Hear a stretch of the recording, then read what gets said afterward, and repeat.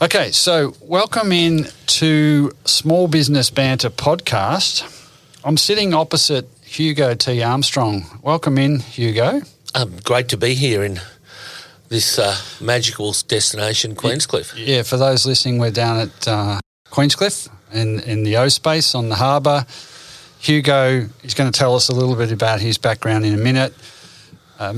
Prior to that, though, the reason for our discussion today, Hugo's been heavily involved in business and creative arts, music scene for a long time. He's got the legendary blues train down at Queenscliffe up for sale now. And so I reached out to him a little while ago and said, Hugo, I'd love to chat to you about that, given it's such an iconic and culturally significant business for the whole area. So we're going to talk about that. We're going to talk about business sales and exit planning from his perspective. But Hugo, could you give us a little bit about your very extensive background? Well, modesty not being my strong point, I'll indulge you with, and dear listener. So this is my hometown. I grew up down here and went to school in Geelong and Point Lonsdale Primary. But basically, in a nutshell, have spent the last 30-odd years involved in the music industry and broadcasting in one way or another. So I guess first started PBS FM, Melbourne's community radio station. I started there in about 1989 and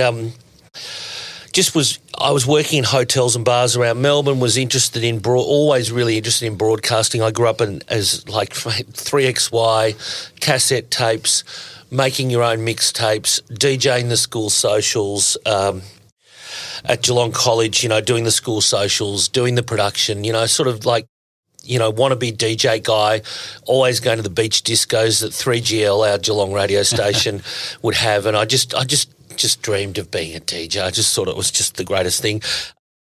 Bedroom DJ, making the mixtapes. But so I started in community radio and it was a really early 90s. I won't give you a rock and roll history lesson here, but St Kilda in the early 90s, I mean, we're talking rock and roll scene is just off tap. Sticky carpet. It's the peak of, before anyone groovy had moved into St Kilda, every artist in Melbourne and Victoria was pretty much in St Kilda. And the music scene wasn't in Fitzroy and Northcote. I can assure you the music scene, and Melbourne was a ghost town back then, and the music scene was, the epicentre was very much St Kilda, and then probably the Punters Club, Brunswick Street, the Old Greek Theatre and a few others. But really the Espy was the home. PBS FM was sort of like the live music station, and at that stage was beyond bankrupt. We were the underdogs. We were fighting from a low base. We were fighting for our survival, and every week was just mind-blowing. It was before the internet, of course, you'd have 3 to 4 industry launches a week, because you couldn't just have a Facebook event or a live stream or a podcast.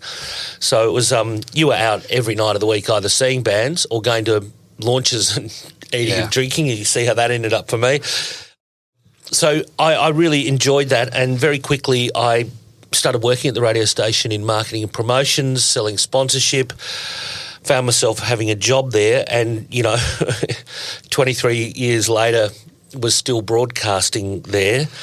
Was PBS based down in St Kilda at one point? I started in the Prince of Wales Hotel, and I started when it was in the Ritz Mansions at the top of Fitzroy Street towards the junction, opposite the junction Oval. But I mean, this is, these are really halcyon days. I know everyone says that about their youth, but, it was quite incredible. And out of that, obviously, opportunities arose because I was sort of always interested in blues and roots, and I was the youngest sort of my ilk, which was not the norm. Yep. And I also then started getting gigs like emceeing music festivals like Apollo Bay and other festivals, and sort of trying to sort of give you a snapshot. I then I really wanted to get into marketing and promotions, and I did not and do not have a marketing degree. And I just couldn't crack it out of sales. I could get part-time jobs in marketing, or everyone would go, mate, you you're bloody great. We love you. We love you, mate.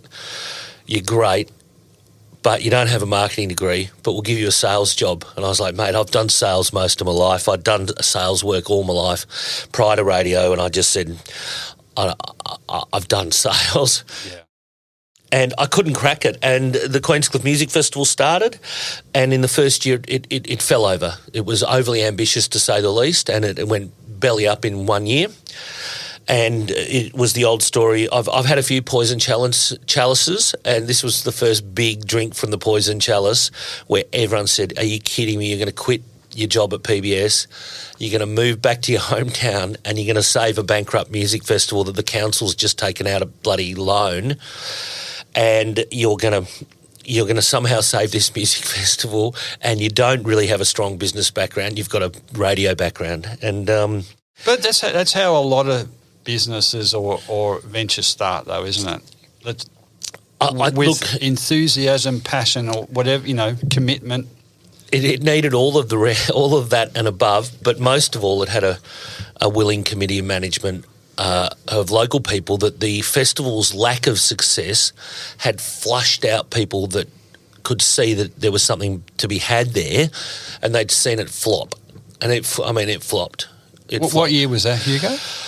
1996. Right. They ran the first one. They estimated, huge crowds, and it was an average attendance per venue of 11 people, and it just didn't work. So overly ambitious, which can happen in any format. So I took on the job in 97 as artistic director and promoter, having, limited experience, but home ground advantage. Yep. Everyone wanted to see the local boy do good down here, and people who'd just known me my entire life, we literally, and this isn't a story about me, it might sound like it is, just to preface it, it's not. It's a story about a local community that found a trigger point, which was this guy who'd quit his job in Melbourne and come home to his hometown to make good, and by a miracle of miracles and just that moment in time, we managed to get 100% of the community on board on every level, on every tier, from the mayor, the great John Bugg, the councillors investing, the community, the council, the traders, the businesses, the publicans, the local plumbers, school teachers, community groups. We had 100% take-up rate where everyone, and I just went round and we had public meetings, and I said, everyone's going to buy tickets, everyone's going to get books of tickets, we're going to create this festival, we're going to save it, and we're going to save it now. Why was it important, do you think, to save it at that point? To the community or to me? Well, to both. Well, I could give you both answers. Yeah. The community. I think I go. Yeah. Since we've been down here, I love it. It's a fantastic community event. But these things come and go, and it's like a rare group of people that. There's two reasons why it was important to save. The first one, to me, I've identified. I couldn't break out of my career path. I couldn't break out of sales and radio, community radio. I'd been offered a gig on commercial radio in Melbourne through the late Michael Gudinski. And he said, but you won't be able to play any of your own music. And I just went, boring. Well, yes and no. Yeah. I don't know. But I said no. And so for me, but I could also see that people I'd known my whole life had started to get really involved down there. People had been ringing me saying, there's been meetings at the pubs. But the reason the community wanted it is twofold, but primarily it's because this was a bloody great rock and roll town. This was big on the touring routes. In Excess played the Ozone Hotel. Midnight Oil would play the Ozone Hotel. Richard Clapton, the Colandina and the Ozone back in the day, this was a surf town, and the surfies and the local guys in Queenscliffe were in bands. They brought in bands from Jeff Raglis from the Braxtors from Prague to the Priddle Brothers to the history of the old jazz drummers from Pee Wee Anderson to Gil Allbutt to all these. Look, people could see that this town had something right back to military bands in its military history. So cool. And the community went, well, everyone's got these festivals. It was sort of an emerging thing. And they were like, we used to go and see a lot of bands. And a local guy, Kim Goodall, got a big old book and went round and made everyone sign up to help out. And it just sort of moment in time.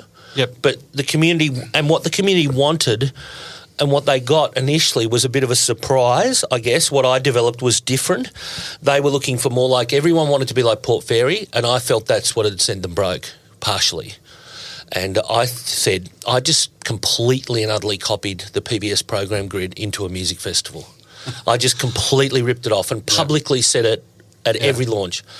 I thought, what can I do? And well, it's Australian music, but it's every genre that's apart from, like, I guess what you would have called top 40 at the time, or I didn't do probably the metal stuff or anything, but I pretty much went, okay, PBS has got, what is it I know? And I know Australian music, I know blues and roots, I know African, I know rockabilly, I know funk, I know soul, I know all these bands. I went, well, why don't we just steal the PBS model and turn it into a festival? So all the bands that you hear on this radio station, let's put them on. And the idea was that it wasn't genre-based. It was Australian contemporary music, which included you name it. Yeah. And that was a bit challenging for people at first, because they're going, what do you mean it's not blues or folk? Or everyone thought I'd do a blues festival. Of course they did. Yeah. Anyhow, that festival, within the second year, we'd paid out the debt and we went to 50% growth per annum. The festival went on to, in my time, my proudest moments were, of course, launching the first digital radio platform here in Australia, Dig, with the ABC, with a live broadcast from the Coral Sea, getting involved with the ABC in general as a principal sponsor, which then opened up, you know, the ABC had a bit more money then, hadn't been slashed and burned by certain governments. So, look, the festival went on to really big things, but at the same time it grew exponentially at a point that I couldn't keep up with. And I reached out for help and found that the only way that there would be more people employed by that festival would ultimately, in a way, be for me to leave. Yeah, okay. It's like the job where you keep saying, mate, I'm doing 2 jobs, I'm doing 3 jobs. And then when you leave, they have an audit and they go, you know what, Michael was doing 2 or 3 jobs. And you say, yeah, sort of trying to tell you that. So, look, that's like the jumping off point for you, because it's, before we go on, actually, I wanted to just go back and for those listening in, you know, talk about your other experiences, because we're going to get to where you did jump off on the blues train. You know, you've spoken about the Queenscliffe Music Festival. You're now currently Bay City Events. Yeah, and the blues train is your business. Survived post-COVID. And the blues train started around that time, 94. Actually, the blues train started a year before Queenscliffe Festival. Right. So it precedes it by about 12 months. Okay. And that's that's your business, your baby, but you also along the way, you know, I think you still program or curate other festivals. I haven't since COVID. A lot of people haven't done a lot of things, but it's okay. But prior to that, and then you were awarded a centenary of Federation Medal for service to the music industry, and you've been a former chair of Bellarine Tourism and Queenscliffe Council's Financial Advisory. So to get back to that point where you came back from the city, you borrowed from PBS, which is what community radio is all about, and the festival got to a point where you felt like it was you'd done your bit, and the blues train started a year before. So talk about the blues train, and if you just describe it in.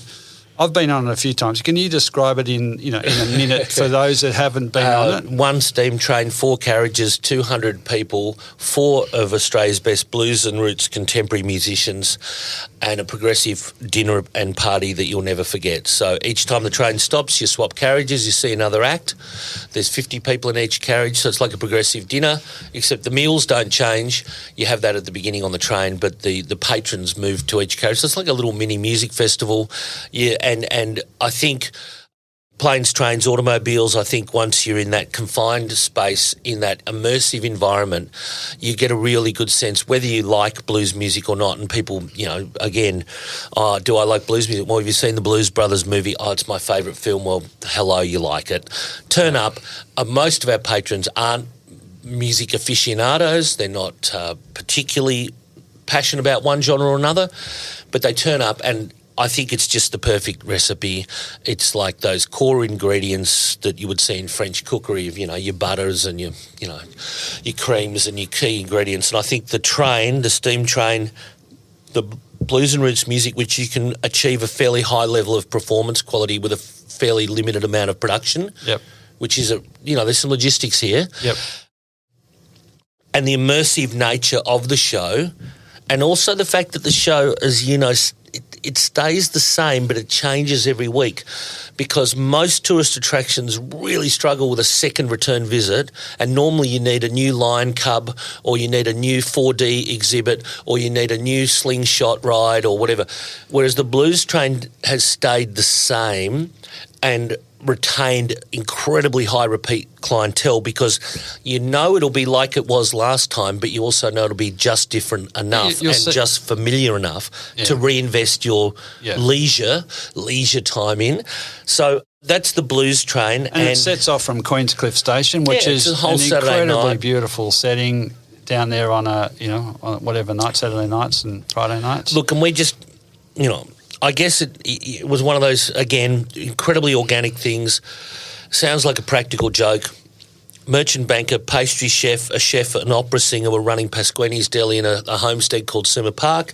They put together a winter concert series, which included a night where I DJ'd, a night where Maria sang opera, a night where we played some rockabilly music, a bit of everything. And one of the nights, the idea was we'll hire the train, and a couple of girls from Goanna Band, Marcia Howard, Rose Bygraves, some of the Brunswick Women's Choir, myself and a school teacher and the opera singer, and we just made it up.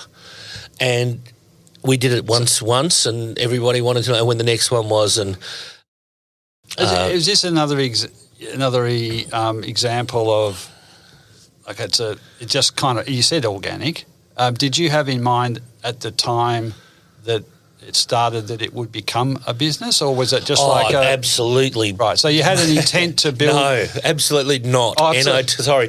No, I'm laughing because it's like the thought that it would have ended up a business is almost quite preposterous, because we were literally, the PA blew up in one of the carriages the minute we started with the Rose and Mars, and I got the tin foil out of a cigarette packet and wrapped it around the fuses.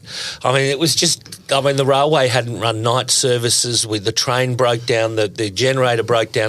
This is 1994. It was, it was just completely... Yeah. It was just completely made up. And truly organic. There was literally no portaloos, just used the bush. There was a back of a ute for a bar. There was some cold food in a little foil packet or something. It was just, it was beyond... literally today, the first night the Blues Train ran, if you ran that today, people would sue you. They'd go, you got to be kidding me, you can't run that, that's not safe. So it was completely, and it was our family and friends. It was all just Point Lonnie people. It was the completely, just like so many things, it was completely embryonic. Yeah, at the single cell form. Yeah, and it's like some of those mountain biking tracks that the mountain bikers go off and dig, build, and then eventually the thing gets legitimised because people are going to keep using it. And so how did you get who owns the train? There's many a stakeholder, but in simple forms, all railway tracks in Victoria are managed and owned by VicTrack, which is a division of the Victorian government. So it doesn't matter which train line you're looking at, Met, regional, blah, blah, blah. They own the infrastructure. In a nutshell, no, the tracks and the land. Yep. The infrastructure in Melbourne might be a French company, have the rolling stock for our trains, or in Queenscliffe here, it's the Geelong Steam Preservation Society, which was started because the quarry in Geelong went, and the old steam trains were all donated by the McCann family from the Geelong fines for cement works. They went to the Belmont Common, and then when this train line was deregistered as a part of the main line in 1979, the volunteer railway re-gauged it to narrow gauge, and it moved here. So again, it came. It's a narrow gauge railway, so it's not a Victorian railway. It's on Victorian track, but the rolling stock's narrow gauge. So it's and that's because in a quarry you need narrow gauge so you can go down the quarry. But so how old's the rolling stock? up to 100 years old and more. And this is one of the things about that business that is for sale, but that you've had, it's just so totally unique. These beautiful old trains maintained by another community organisation, Absolutely. volunteer, because they do it, for whatever reason they do it, but it's preserving history. We all do what we do well. I've got the business that provides the entertainment, the bookings, the compliance, the organisation. The railway do what they do really well. They run trains, hook and pull, and they do it brilliantly and keep it going. It's a miracle. And nowadays, thanks to the success of things like the Blues Train and other products down there like the Thomas weekends and the way the railway now presents itself, for the first time we've had some really serious government investment, including from the current Andrews government, 2.1 million to redo the track, which has just been completed last week. Oh, really? So all the track's been replaced for the first time in over 100 years. And, previously a lot of the money went to Puffing Billy, and we've lobbied for a long time saying that's great, but if railways are so popular, which we know they are, and steam trains are really popular, which we know they are, why just keep pumping it to one of them? The second largest one is here in Queenscliffe. So the Blues Train started, I guess, from a very organic thing. It ran a few times a year, and then many years, about 10 years in, we sort of realised that it probably needed to be a business. Like it was running.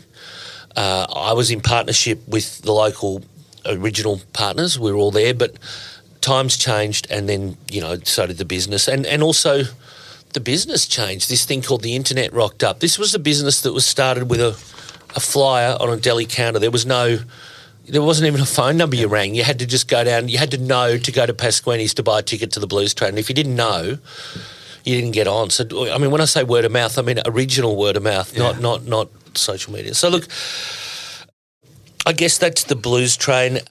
The Bay City events was something I ran. Motor City Music Festival, Echuca Winter Blues Festival, Festival of Sailing in Geelong, which is sort of like a Hamilton race week. I've had some incredible bands through that one. Cut forward 26, 27 years, COVID hits us, and the only thing that, was worth saving to me was the Blues Train was worth saving. And I realised that the resources and the finances and what would be involved in saving that business, which closed in one night, it was 20th of March, 2020, I realised that there was only one that we could even try to save, and there was only one that I probably thought that the positive impact financially to the community made it worth saving. But and all the work that had gone in, the railway, the musicians. So look, well, you've got a few people. So all the other stuff sort of, just has had to find its own ways and gone on to bigger and better things. The radio station PBS is now an incredible. COVID did it proud. It's PBS has never been more successful thanks to COVID, which is brilliant. Yeah. Queenscliffe Festival is now, thankfully, after a few years of being quite wobbly with their international programming, which cost them a lot of patrons, I will say as an observation, not a criticism, but when they were bringing in Spencer Davis Group and a bit of that stuff, I think it lost a little bit of that feel. Now they're really strong on their Australian content. Their lineups are amazing. They're selling out. They're in a new location. Other things that I've done, look, I had a big fall with Motor City Music Festival. I put 3 years into a festival in Geelong, and I went in really hard there. Like I went in far out. 1.4 million we put into that, dollars, over 3 years, and we couldn't turn it around. Everything we did there, we threw. I threw more at that than I threw it mentally, physically, and the team that I worked with at the time. More effort went into Motor City Music Festival than all the other events I've ever done combined.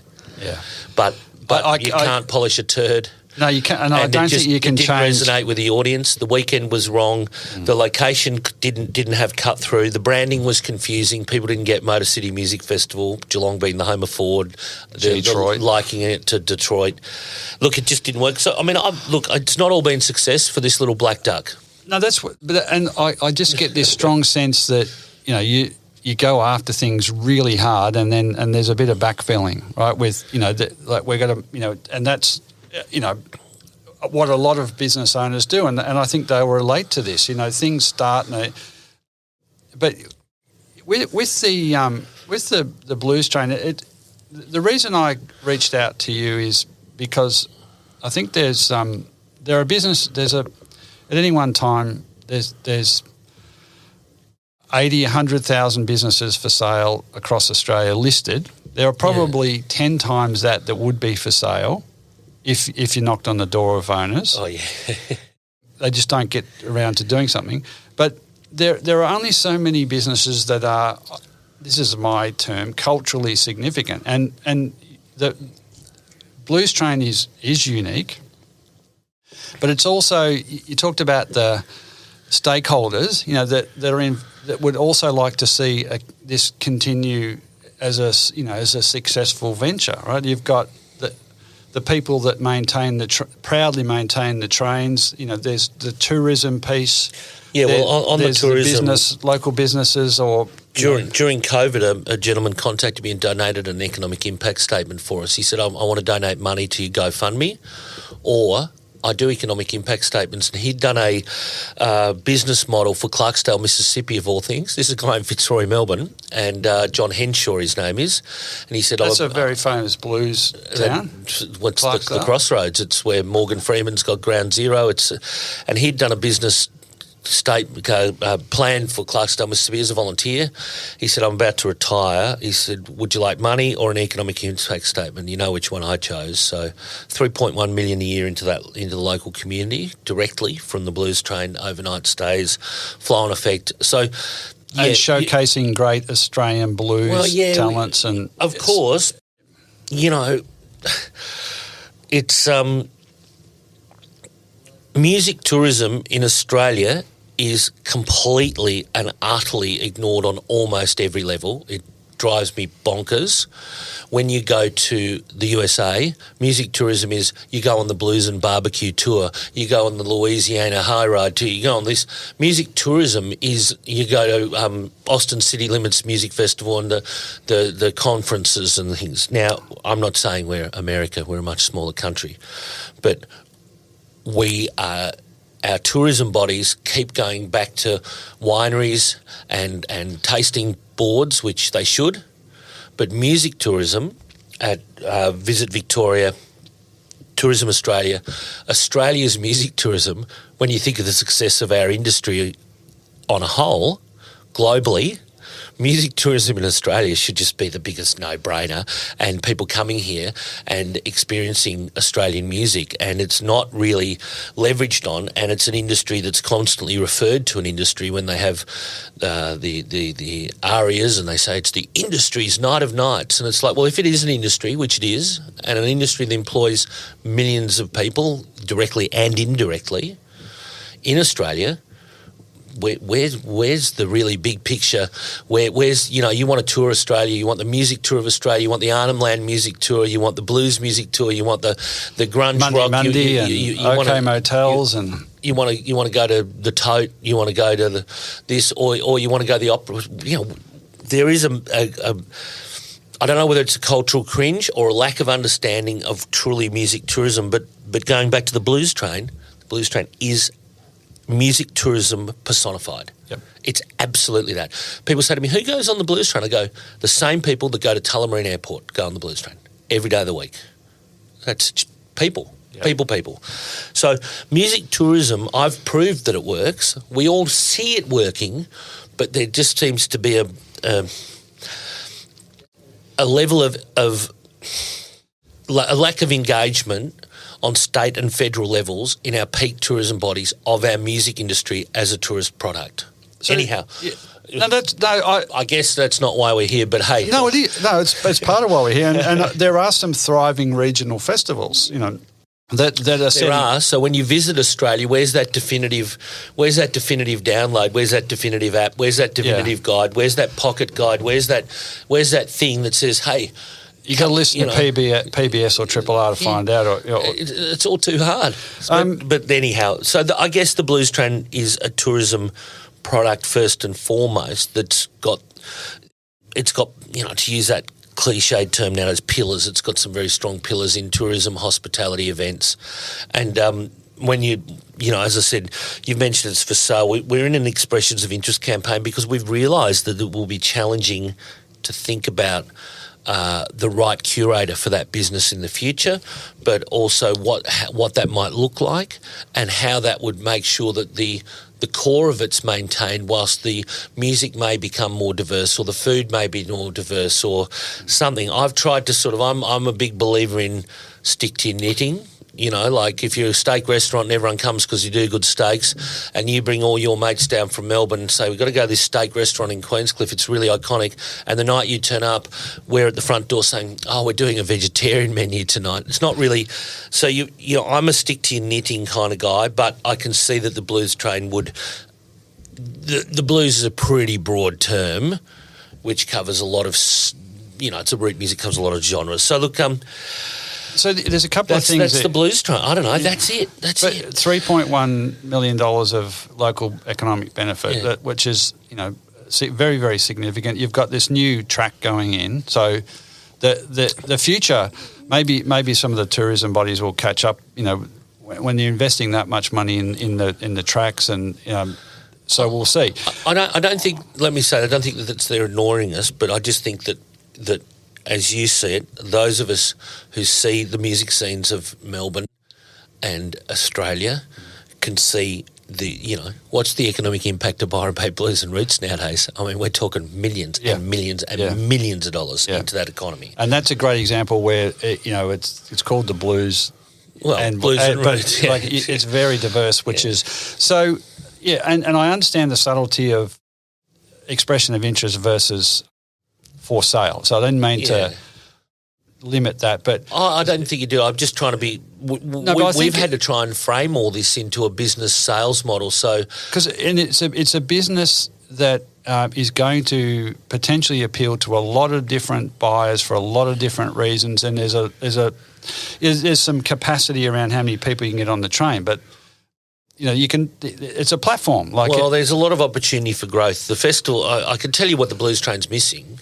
Blues Train needs an annual complimentary music festival which has larger bands of those genres and sub-genres, so hillbilly, 50s rock and roll, grungy rock and roll, pub rock and roll, bluesy this, bluesy that, which has a complimentary festival. The Blues Train could also have, Americana on it, could have different nights. I could see all that, but it's time for me to hand that baton, and I guess going back to, what we're here talking about was that, how do you plan those exit strategies? How do you think about what a future owner of a business would look like? And how do you demystify when you've had a figurehead personality type Ronald McDonald character? So, we've addressed those things over a number of years. So prior to COVID, we'd removed me from all the marketing and we'd removed me from some of the on-site activities. So we were removing this caricature. There was a caricature of him, this guy Hugo T, who happens to be me, but not really me. So me used to get up and play with harmonica with the bands every night. Me used to be at the gate. So this Hugo T Armstrong guy.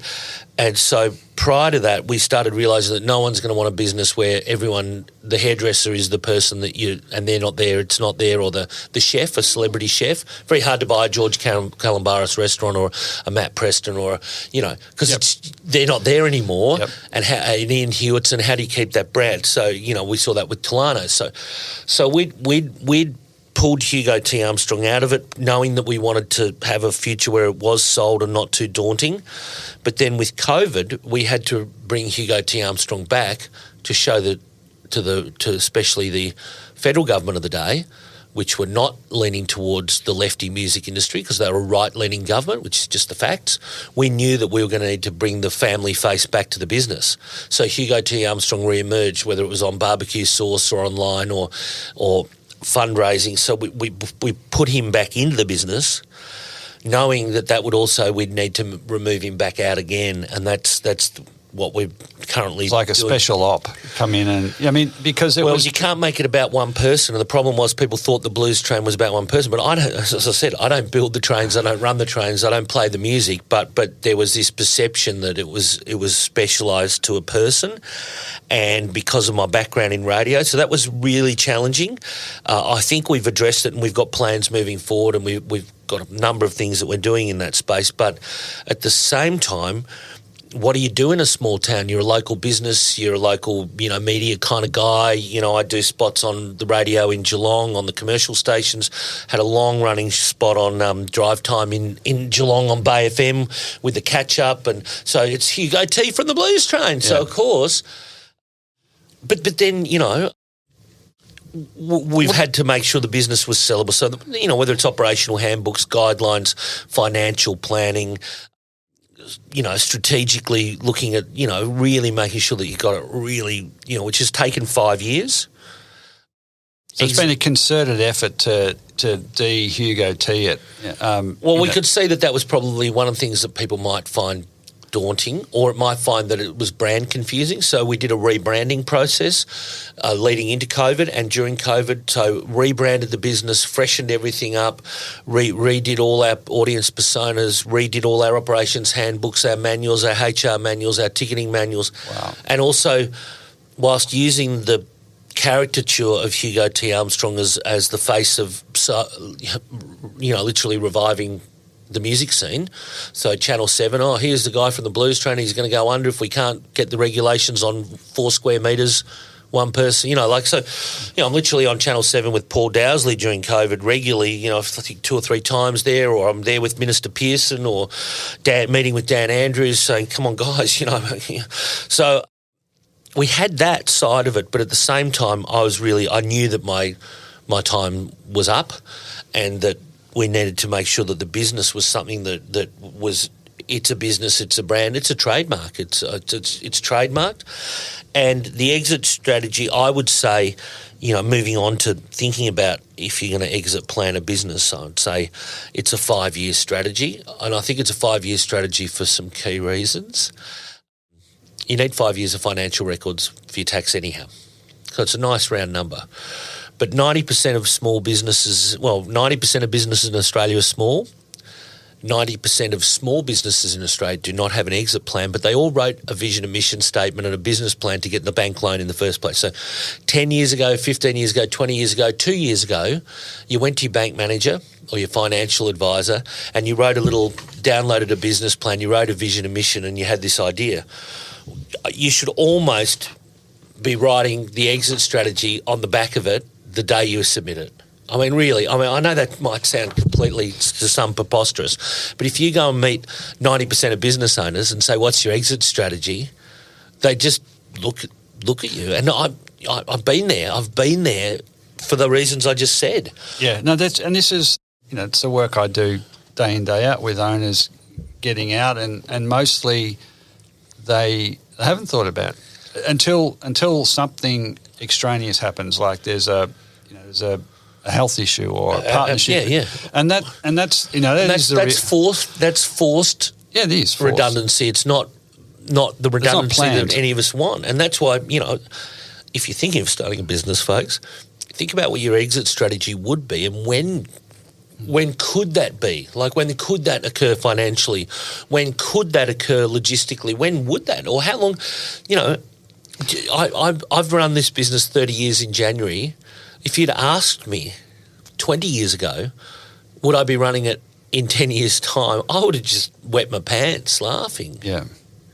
So I'm no expert here. I'm just saying. No, you are an expert. Most things I've learned in business, unfortunately, I've taken them as a suppository, but slowly, some of them are coming through the ears and eyes, and I'm learning to do things differently. But I think when I called you an expert, because you're an expert on your own business and the scenario that's in, but you're also, other owners listening like to hear from other owners, and this is raw. Can I tell you the best advice a business owner ever gave me?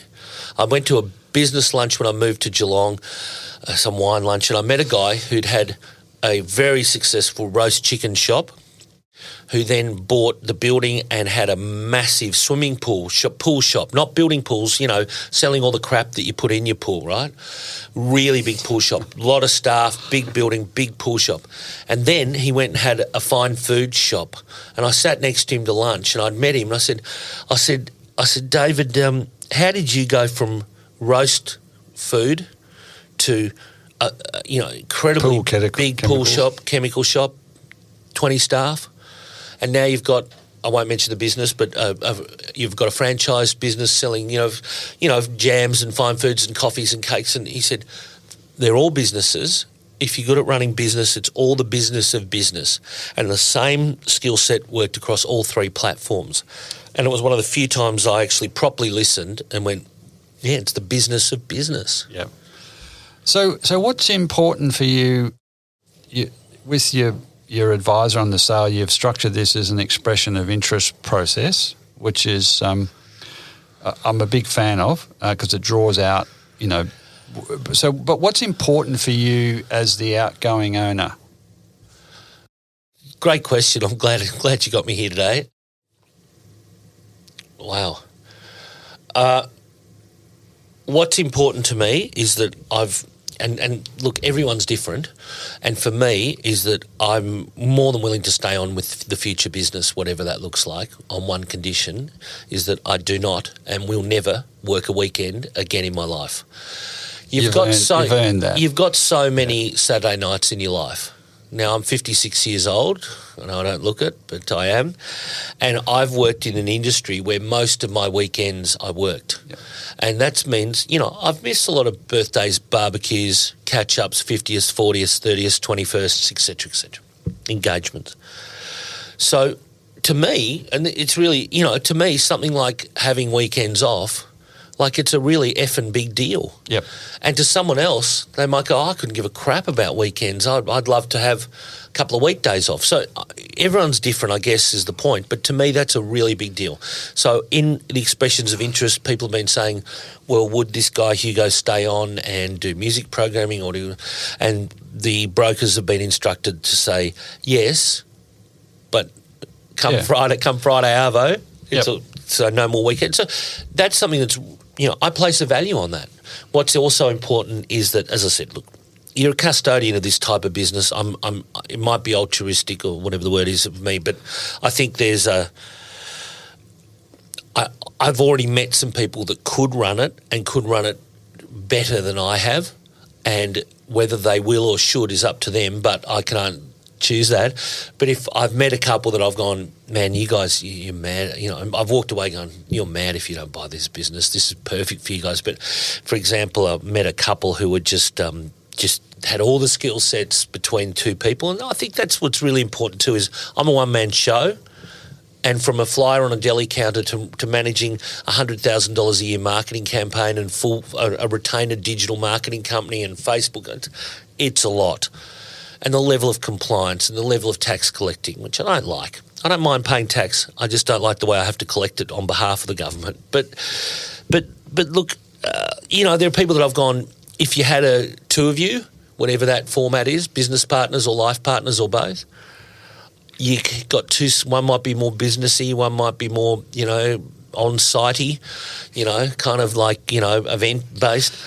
I could see that would be really important to me to see in the future owner of the business, is someone that's and someone that also understands, going back to my chicken shop mate and my pool shop mate David, was that at the end of the day, the business is about all businesses should be about compliance. And if compliance isn't at the heart of what you do, literally, then you are grossly negligent. And that compliance is not just with the ATO, that compliance is that PowerPoint, that desk, that stairwell, that toilet block. And if you're not compliant in what you're doing, you're not running your business properly. Well, you got 100 people on the train. 200. 200, and everyone's having a good time. Yeah, and it's licensed. So and we've been through that, and we've had an incredible. I've only said this once so far in today's interview, I hope, but we do have a very good track record. But compliance in business. And that's compliance with your staffing, with your HR, with your superannuation, with getting in people. So I think that I want to see the next owner of the Blues Train, someone who has as much passion for compliance as they do for music, which might sound, and that might be two different people, and that's okay.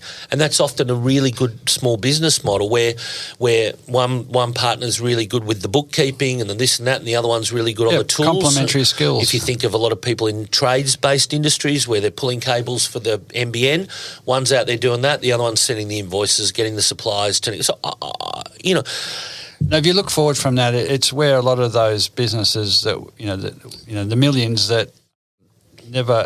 Some of them don't. A lot of them don't want to scale, but they're not sellable because it is all entirely dependent on one person, and that's okay if you're conscious of that. But what you're saying here is that you've thought forward about how the business could be run by somebody else, which makes it a bit easier to sell. You've got to get it out of your head, and also there's different skills needed to take the business from where it is to where it might be or where it could be. If your business is in your head, your head's not for sale. Yeah.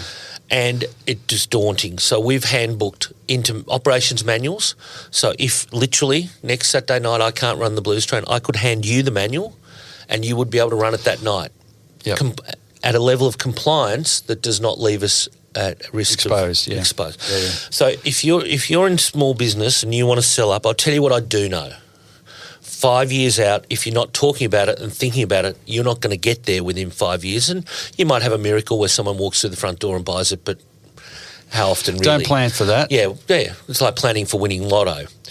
What I would say is that the first thing that you should be doing, and here's my pearls of wisdom, and I did this, is the first thing you need to do is remove yourself from the temptation of cash in your business. If you think you're going to sell a business because you've been putting some cash aside, which many businesses have access to or did more so pre-COVID, but still do, and if you think that's adding to the value of your business because you're paying less tax and that's going to make it more sellable, you're dreaming. You can't sell a secret. And if cash is a secret, cash is not king, cash is the devil. And if you're pulling cash out of your business and you never want to sell it, half your luck, pull your cash, do what you got to do. But I have done that in the past, like any business owner, but not for over 10 years. Yep. Where that temptation to grab those couple of 50s every week, those few pineapples, that is not going to help you ever get out of your business, period. And if you think that, I've met business owners go, we've got a secret spreadsheet with the cash in it. I'm like, it's all bullshit, mate. You can't prove it. So cash is not king. Cash is not your friend. You can't borrow against it. More and more buyers are will just walk away. Yeah, and a lot of people, when you offer them cash nowadays, all they'll drop is the GST anyhow, which you could have claimed. So cash is not your friend. Yep. The other thing I'd say is really taking into account some key factors with not only, and this is 5 years out, and I've done this, so this is not me telling you with hindsight, which is how I normally learn things. 5 years ago, started working more than 5 years ago due to COVID. So for me, this is probably 6 years ago. Started working really intensively with our accounting firm. What's going to be our position on capital gains tax? I started the business as a $1 shelf company, which means I'd be paying 50% of the sale value on capital gains tax on a business, not a business that you bought for 400 and sold for 500, which means you've paid capital gains on 50% of that, 50 grand. I'll be paying capital gains. From zero to wherever it ends. Now, there are exemptions for capital gains. Have you been running more than 15 years consecutively? Are you over 55 years of age? So there are different concessions, but those concessions have further flow-on effects. So we hired consultants to work with the ATO to get advanced rulings, because how am I going to value my business if I don't know what the tax implications of selling it are with capital gains? So we got some advanced rulings, which you can get from the ATO, where you bring in a third-party accounting firm that doesn't work with the general public. They're an accounting firm that works for accountants to get decisions from the ATO. Money well invested. So the first thing was, when I sell it, and whatever that magical figure was at the time, what are my tax implications? Are the last 5 years of tax up to date? are there divisional loans in the company? If you're not familiar, if you've got a proprietary limited company and your accountant's been paying, we'll put that through to the loan account. What's your Div 7A status? Divisional loans are sitting there. They're accruing interest. They are, again, handy at times, but the devil. Really, what is your tax status going to be when you sell the business, period, definitive to the tax laws at the time? Do you have a family trust associated? Has the laws changed as they did 2 years ago on dispersal of funds to minors? It's all changed. So really... This is why 5 years, you're absolutely right, because all these things, you've got to be aware of them and you've got to give yourself time to unravel or change or restructure. I had divisional loans in the company that needed to be paid out. They need to be paid out at a tax rate and an interest rate set by the ATO from you back to your proprietary limited company. Was there outstanding? Was there any outstanding things in the back end of it? Did you have any super you owed anyone? Was everything up to date? So this is why a lot of preparation needed before you even think about talking to a broker, because you're going to talk to the broker and the broker's going to say, what's your accountant said? And you're going to go back and waste everyone's time. So I would say... Or they say, what do you want? And we'll have a go at selling it for, well, we went in with our accountant. We went in with a broker at the time who is now in a retirement phase, a very dear friend of mine, Jim. So Jim came in. I also brought in two business consultants in Geelong called the Wingmen. Now, not hard to work out what they do. And I also brought in a business mentor, because I'm a one-person business. So basically, when we started the process 5 years out, we had the senior accountant, principal partner, junior accountant, my business mentor, trained accountant, one of the Wingmen, also a trained accountant, my business broker at the time, and myself all in the room to even start the discussion. You're like, you've learned rapidly from those, at the time, by putting that much investment into something 5 years on is remarkable. And not enough owners even, think about doing it. They don't see the return on investment for it, but you've clearly outlined why it's worth considering. Michael, it comes back to what I said a minute ago. Compliance has to be the core of every business, and if you can't sell a compliant business, how can you? It's unsellable. It's like an unroadworthy car; it's not worth crap. Yeah. So getting it to roadworthy. The other one, the next step, of course, then was getting it out of my head, because the consultant I was working with, the Wingman, Jim said to me, he said, Jim Thompson. So I had two Jims here, by the way. So he said to me, everything's got to get out of your head, mate. There's too much in your head. So handbooks, documents, getting that stuff, and then, moving in recent times towards, building a prospectus, audience personas, really. So look, the process, I think, is 5 years, and you go back and you revisit it, and you might say, well, there's, we've realised we've started pulling some P&Ls and the business isn't as profitable as we thought it was. There's cost blowouts, and that can take quite a while to address. So I'm not saying got to identify it in the first place. You might turn all this around in 2 years or 1 year. But if someone said to me today, if I said to someone, well, let me put it the other way. If I said to someone said, well, people have been saying to me, oh, you're selling the Blues Train, you're getting out. They say, oh, I'd do anything to get out. I've been here too long in this business, this restaurant, this bar, this cafe.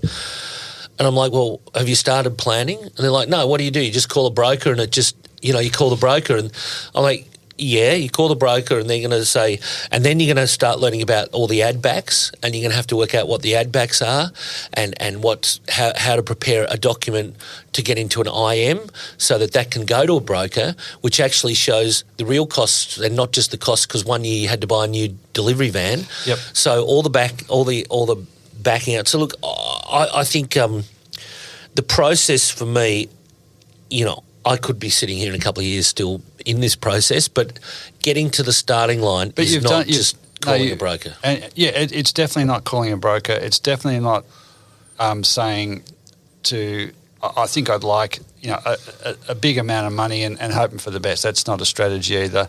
But all of those things you've done, it might take a couple of years, but you've done everything you can to put it in the right place to sell. Probably the only other thing, sorry to interrupt, Michael, that I have seen people do in businesses and I'm not doing is I've seen people take their foot off the gas. They put it on the market and they let the stock run down on the shelves, or they let the clients run down, or the quality of the staffing hours. Because I'll be out of here in a month. Is their thinking. 10-4, big buddy, breaker. And when that doesn't happen, the value of the business decreases, and then the opportunistic buyers step in and they go, oh, mate, that guy's so keen to get out, and you see them come in with the low balls and you end up doing that. So... Yeah, no, it's actually, and what's happening in the business today is what swings a sale often in the end, because you could be profitable 2-3 last year, but if it's tanking because the owner's checked out, that's a big problem.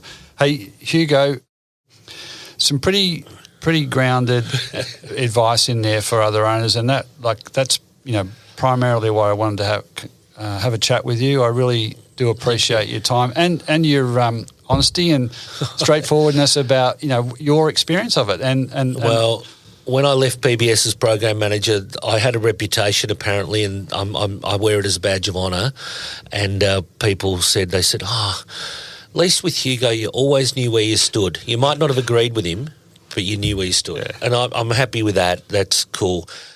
That's a good legacy, hey? An ongoing legacy. I think it is. And the other thing is that I will say to your listeners today, dear listener, he's no longer with us anymore, Colonel Carruthers. He passed away some years ago. He was a beautiful man here in Port Lonsdale. When you grow up in a town that has an ageing population, you get to be exposed to people with incredible life experiences. And Colonel Carruthers, before the blokes would come and do his garden every few weeks, he'd take the boys out for 5 minutes before they started work, and he'd say to Paul and Graham, the gardeners, he'd say, gentlemen, time in reconnaissance is seldom time wasted. So he'd go out, say, this is what I need done around the garden, and then he'd just leave them to it. And I will say, if you are thinking of what you want to do with the future of your business, and if an exit strategy is part of that future, and it should be, I will only once again reaffirm what Colonel Carruthers says: time in reconnaissance is seldom time wasted. So do your homework, do your reconnaissance, and don't wait till you're emotionally or financially broken and then sell it for a fire sale. Put in the worse, not sell it at all. Yeah, just walk away. And we've all seen that, and sometimes they've been our favourite little cafes and things, and we've gone, oh mate, they ran the race. So look, do the reconnaissance. Yep. And the other one, could I just leave you with another pearl of wisdom? Richard Branson's one of my great, sort of things, and, it's widely acclaimed, this statement to him, but I'm sure it probably wasn't even him, but it works for me. And today's one of those days for me too. Whenever you go to a meeting, make sure you're the dumbest person in the room. And Richard Branson allegedly says that. But when I talked about that business exit strategy meeting that I went to, and the team, I was like by far the dumbest guy in the room. And all those other people share the passion for me, music, my business, great people. And they have, if you add up those people's life experience, but you have to park your ego. Now, I got one. Everyone got one. I got a ripper. But I'm happy to sit. And the biggest business mistake I made with that festival I spoke about was because I didn't listen. People said it's the wrong weekend. You need to move it. You need to do this. I knew better. But nowadays, when I'm sitting with people and their life experiences, and you add up all the years and all their quals and what they've done, and if you're not listening, make sure when you go to those meetings, surround yourself by really smart people, and don't worry if you're the dumbest in the room. And I'll be there with a pen and paper, writing notes, trying to keep up, going back, going, guys, what is it you said? And everyone will help you. It'll be fine. No, It'll all be okay. I don't think it's being the dumbest. I think it's being self-aware. But anyway, that's a topic for another day. Hugo, hey, just before we sign out, where can people get information about the expression of interest process around the Blues Train? Well, you could just Google it because, it's trending at the moment, Michael. You know that. I'll find it and I'll put it on the show notes. No, CRE Business Brokers. But realistically, just Google it, because we're working. There is only one blues We are train. working on a lot of platforms. I said tracks and platforms. Now I've done it. We're working on multiple platforms at the moment with a lot of digital marketing. The content we've got out there is going well, and the other thing, I'll leave you with the other couple of pearls, is you can't sell a secret. So if you can't find the blues train for sale on Google, then I'm screwed. I may as well just go home, pack my bags and get on that blues train to nowhere. So, if you are going to sell, you've got to really think about that you cannot sell a secret, and you might only have one business to sell and you only need one buyer, but when you're fishing, you need to cast a wide net. Yep. All right. Hugo T. Armstrong, thank you for making Absolute time pleasure. on Small Business Banter. Really appreciate it, and I'll add some notes. And thanks for doing this, mate, because most small business people, we tend to learn things the hard way, and it's resources like this that I hope will give people just that little bit of insight, whether it's just that little micro piece of what we've said today that can give them a journey. So thanks for having me. I really appreciate it. Well, I'm cheersing to Mr. Carruthers, or Colonel Carruthers. Colonel Carruthers. Time in reconnaissance is seldom time wasted. All right. Thanks, Hugo. Cheers.